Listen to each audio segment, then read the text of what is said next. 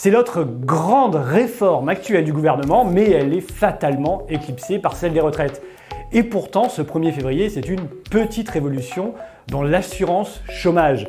Pour la première fois en France, la durée d'indemnisation des chômeurs va être modulée en fonction de la conjoncture économique. Alors, comment cela va s'appliquer? Eh bien, il y aura deux périodes.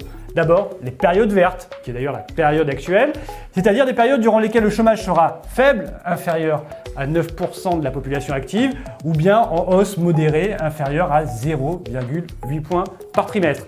Eh bien, durant ces moments-là propices à l'emploi, la durée d'indemnisation, vous le voyez, sera raccourcie d'un quart, de 25%, pour permettre aux chômeurs de retrouver plus rapidement un emploi.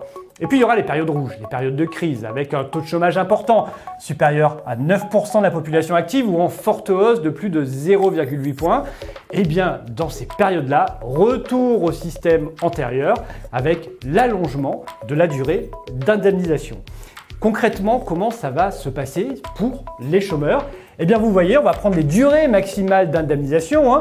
Elles sont aujourd'hui de 24 mois pour les chômeurs qui ont moins de 55 ans. Eh bien à partir de ce 1er février, elles vont passer à 18 mois maximum. Au-delà, vous n'aurez plus d'allocation chômage. Pour les chômeurs plus âgés, de plus de 55 ans, les périodes sont déjà étendues. Mais on va aussi passer de 36 mois maximum, 3 ans, à 27 mois à partir de ce 1er février. Ça, c'est pour la durée d'indemnisation, mais il y a deux autres éléments importants dans cette réforme.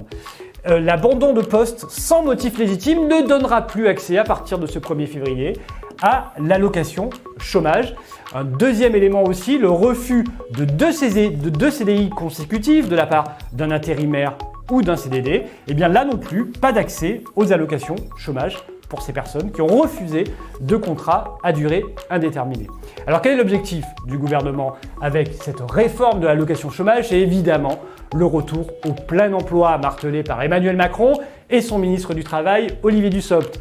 Selon lui d'ailleurs, cette réforme pourrait permettre un retour à l'emploi entre 100 000 et 150 000 personnes sur un an qui, grâce à cette réforme, pourrait remettre le pied sur le marché de l'emploi plus rapidement. Ça, c'est pour le plein emploi, mais il y a aussi des mesures économiques, un objectif économique de cette mesure, avec une économie estimée de 4 milliards d'euros pour l'UNEDIC sur un an, toujours grâce à cette réforme. On rappelle que l'assurance chômage était lourdement déficitaire durant 10 ans, entre 2009 et 2019, mais elle est à nouveau excédentaire depuis 2022 grâce à la baisse forte et massive du chômage en France.